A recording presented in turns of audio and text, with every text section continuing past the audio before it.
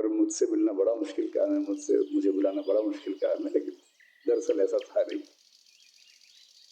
ये जरूर है कि मैं बहुत संकोची हूँ व्यक्तिगत जीवन में, और जैसे मुझे कोई बुलाता है मैं सोचता हूँ कि कैसे मैं मना करूं, कैसे कोई ठोस वजह बताऊं कि मुझे न जाना पड़े, और बता भी देता हूँ, आमतौर पे बच जाता हूँ।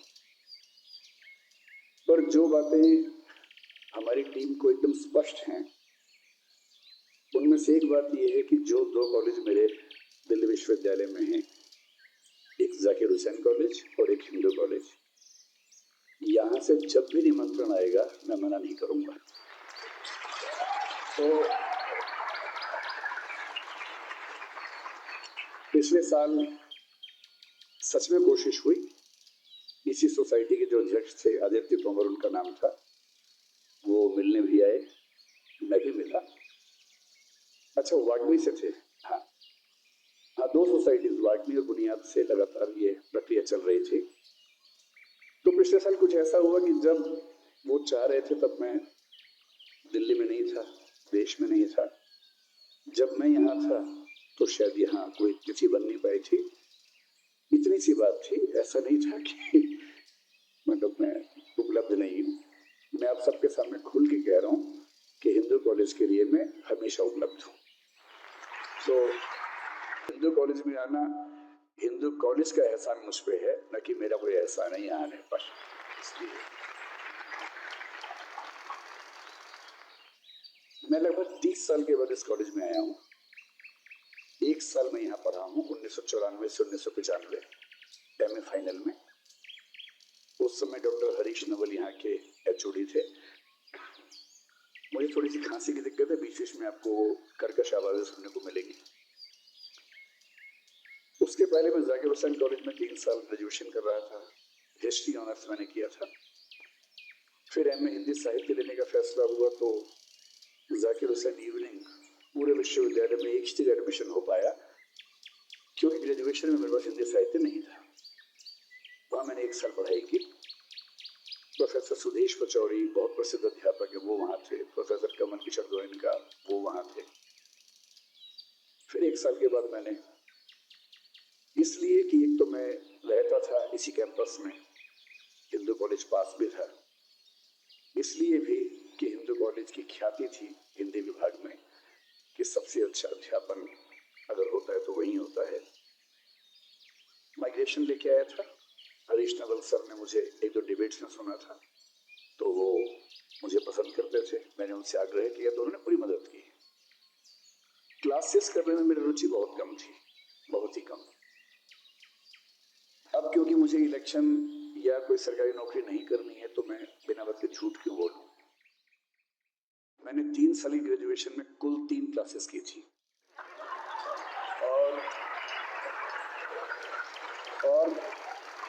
और मुझे इस बात का कोई पछतावा भी नहीं है। पूरी बात स्पष्ट हो तो बेहतर रहता है, आधी बात क्यों। कोई पछतावा नहीं। मैंने 3 क्लासेस की थी। मैंने पूरा मौका दिया था टीचर्स को कि वो मुझे रोक सके, पर वो नहीं रोक पाए। तो मैं मानता हूं कि वो विफल हुए।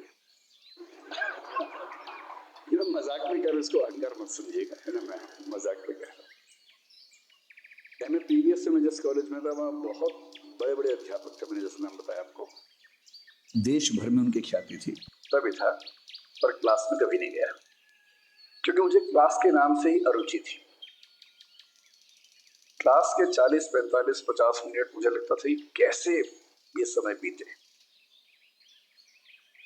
फिर मैं फाइनल में आया। मैंने एमए के दौरान विश्वविद्यालय में शायद 5-7 क्लासेस की होंगी। उनमें से एक क्लास मुझे अच्छी लगी। अभी सर्कस जिक्र नहीं आया, वो उसके बाद आएगा। 5-7 क्लासेस मैंने विश्वविद्यालय में की, अलग अलग अध्यापकों की, प्रसिद्ध अध्यापक थे उनकी क्लासेस की, सब कुछ किया। एक क्लास अच्छी लगी, और वो क्लास विश्वविद्यालय में नहीं, हिंदू कॉलेज में हुई थी। हिंदू कॉलेज में क्लासरूम में नहीं, बगीचे में हुई थी बाहर। मेरे ख्याल से भी बगीचा होगा ही सामने की तरफ, है ना। हमारे एक अध्यापक थे, सर के मित्र भी थे। उनका नाम था प्रोफेसर दीपक सिन्हा। वो और सर मेरे ख्याल से लगभग एक ही बैच के रहे होंगे, आसपास रहे होंगे। मैं यहाँ से गुजर रहा था, एक दो दोस्त साथ में थे, और तभी किसी ने बताया कि एक सर वहाँ क्लास ले रहे हैं, इनका नाम दीपक सिन्हा है, 3-4 बच्चे बैठे हैं, आप भी आ जाओ। तो स्वाभाविक अरुचि के चलते मैंने कहा नहीं, क्या करूंगा क्लास कर। तो दोस्त 2 दिन से बोले यार थोड़ी देर बैठ जाओ, फिर चलेंगे घूमने के लिए। तो मैं इसलिए बैठ गया कि ठीक है फिर घूमने जाएंगे। लेकिन उस आधे पौने घंटे में, 1 घंटे में, रघुवीर सहाय एक कवि है, हिंदी के पाठ्यक्रम में थे, उन्होंने उनके बारे में पढ़ाया, कविता पढ़ाई। मुझे पहली बार लगा कि अच्छा, कविताओं को ऐसे भी पढ़ाया जा सकता है। तो मेरे मन में पहली बार एक अध्यापक को लेकर बड़ा सम्मान का भाव आया कि हाँ, इनसे सीखना चाहिए। पर दुर्भाग्य, ये 1995 की बात है, मेरा एमए हो चुका था उस समय, मतलब मैं फाइनल ईयर में था। कुछ दिन के बाद मेरा एमए हो गया। देखिए, पढ़ना और नंबर लाना ये दो एकदम अलग विधाएं हैं, इनमें कोई लिंक आपस में नहीं। मैं दिल्ली विश्वविद्यालय का सेकंड टॉपर था एमए में, 65% अंक थे। एमए फाइनल में ही यूजीसी का एग्जाम देके नेट जेआरएफ कर चुका था, मैं फेलो था, हिंदी साहित्य से ही था। उसके बाद भी सच कहूं तो मुझे हिंदी साहित्य समझ नहीं आता था, तथ्य पता थे, कोई बात करेगा तो मैं उसे जवाब दे दूंगा, 1 घंटा बोलना होगा तो बोल भी दूंगा, पर कोई विषय उसकी समझ क्या होती है ये समझ नहीं थी। हिंदू कॉलेज में जब आया तो मुझे यह 3 उपलब्धियां हुई। सबसे पहली उपलब्धि ये हुई कि जो अब मेरी पत्नी है वो यहाँ पढ़ती थी, तो उस समय वो भी यहाँ थी, मुझसे 1 साल जूनियर थी। हम लोग पहली बार मिले तो कॉलेज के बाहर थे, तब नहीं पता था कि अभी कॉलेज में पढ़ते हैं। क्लास में भी नहीं जाता था, वो भी नहीं जाती थी, तो कॉलेज से फिर लिंक थोड़ा कम था।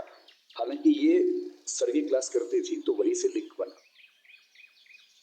दूसरा, इनके एक बड़े अच्छे मित्र जो बैठे हैं सामने, प्रमोद द्विवेदी, ये दिल्ली विश्वविद्यालय में एसोसिएट प्रोफेसर हैं श्यामलाल कॉलेज में।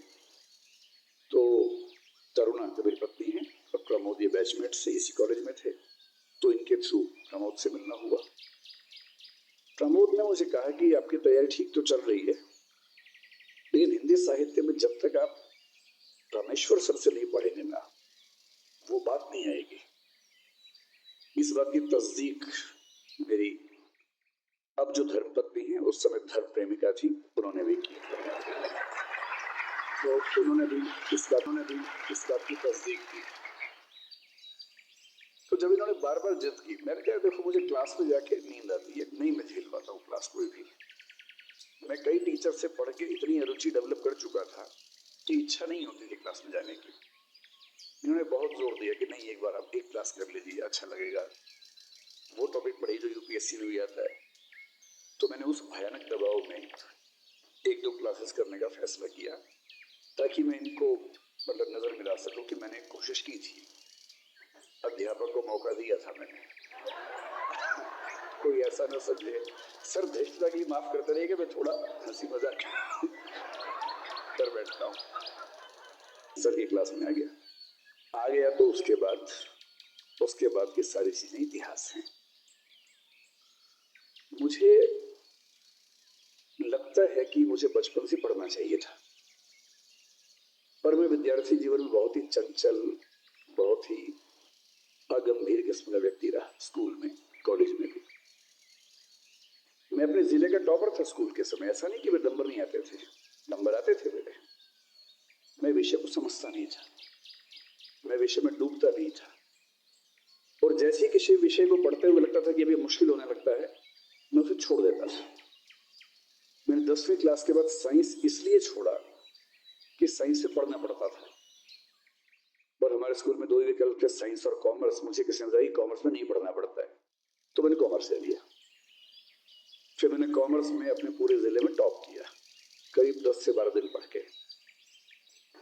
फिर मैं दिल्ली विश्वविद्यालय आ गया। मैंने डीयू में आते ही बीकॉम ऑनर्स में एडमिशन लिया, पर 3-4 दिन में लगा कि इसमें बहुत पढ़ना पड़ता है। मंडल कमीशन उसी समय आया था, आंदोलन का माहौल था जो मुझे प्रिय था बहुत ज्यादा। मुझे ज्यादा अच्छा लगता था कि बस के पीछे टंग के जा रहे हैं, बस का शीशा तोड़ दिया, टायर में आग लगा दी और नारे लगाए सड़क के ऊपर, पुलिस आई तो भागे वहां से बच के। वो सब ज्यादा मुझे उसकी रुचि थी, क्योंकि मेरा अकेला उद्देश्य डूसू प्रेसिडेंट बनना था और उसके बाद भारत का प्रधानमंत्री बनना था। बालूमन की बात है तो 17 साल का था, तब की बात करता था। तो बीकॉम से पढ़ना पड़ता था, तो फिर मैंने बहुत ठोस बहाना सोचा और मैंने अपने अध्यापक से कहा कि सर मुझे यूपीएससी देना है, और उसमें मैंने सुना कि हिस्ट्री बेहतर रहता है और सीए तो मुझे बनना ही नहीं है। तो बोले अच्छा ऐसा है, तो फिर एक एप्लीकेशन लिखो। मैंने एप्लीकेशन लिखी, फिर बोले कि मैं तो साइन कर रहा हूँ, हिस्ट्री के डिपार्टमेंट के हेड से साइन करवा के लाओ। ये ठीक वही दिन था जब मंडल कमीशन में कर्फ्यू लगा हुआ था दिल्ली में। मैं पीतमपुरा में रहता था और हमारे एचओडी जो थे वो साकेत में रहते थे। पीतमपुरा से साकेत लगभग 25 किलोमीटर होगा। मैं पैदल गया, बीच में लिफ्ट कहीं को ट्रक में लिया, ट्रक में घुस गए, बस मिली, बस तो खैर नहीं चल रही उस समय। पूरी दिल्ली का माहौल बड़ा अजीब था, हर जगह आग धुआं ये सब था। मुझे घर पहुंचे साइन करवाए, बोले कितना सीरियस बच्चा मैंने पहली बार देखा है। तो मैंने भी इस बात को उनको बताया, नहीं कहा आप ठीक है। फिर गया हिस्ट्री ऑनर्स लिया, सिर्फ इसलिए कि हिस्ट्री में पढ़ना नहीं पड़ेगा। शंकर जी से मेरी बात चल रही थी, शंकर जी और मैं एक ही बैच के हैं, 90 से 93। ये भी हिस्ट्री के विद्यार्थी थे, मैं भी हिस्ट्री का था। मिली आज हम पहली बार है जीवन में, लेकिन हम एक ही बैच के लोग हैं। फिर मैंने पहले साल में काफी पढ़ाई करके 44% अंक अर्जित किए, जो मेरे पूरे करियर का सबसे खराब स्कोर है। फिर सेकंड साल में बहुत कोशिश करके संभाला, तो मैं किसी तरह से 51 तक पहुंचा। मेरे ग्रेजुएशन में 51% अंक हैं। मैं खुल के इसलिए कह रहा हूं कि आप में से जिसके नंबर कम आ रहे हैं, चिंता मत कीजिएगा, नंबर जीवन में कहीं काम नहीं आते। इस बात को बिल्कुल बिल्कुल मन से निकाल दीजिए। और 3 साल मैंने इतिहास कितना पढ़ा, जितना मेरे रूममेट ने नोट्स बनाए थे उतना ही पढ़ा। मेरा एक अच्छा रूममेट था, हालांकि वो हंसराज कॉलेज में पढ़ता था, मैं जाकिर हुसैन में था, और वो नोट्स अच्छे बनाता था। तो वो पता भी करता था कि इस बार क्या क्या आने वाला है, उन्हीं के नोट्स बनाता था, कुछ कहीं से मैनेज करता था फोटोकॉपी। 7 दिन पहले 8 दिन पहले बोलता था कि ये निगलना है और पेपर में उगलना है। और इस निगल उगल कार्यक्रम में मैं निष्णात था। निष्णात को अंग्रेजी मास्टर कहते हैं, आपकी जनरेशन पता नहीं समझेगी या नहीं। मास्टर का मतलब, एक्सपर्ट का मतलब निष्णात। मैं निष्णात था, ठीक नंबर आ गए। 55% फाइनल ईयर में थे, जो सब एवरेज करके 51 हुए। पर मैं खुशी की बात है कि अपने कॉलेज में, क्योंकि बाकी विद्यार्थी बहुत खराब थे, मैं वहां भी टॉपर था।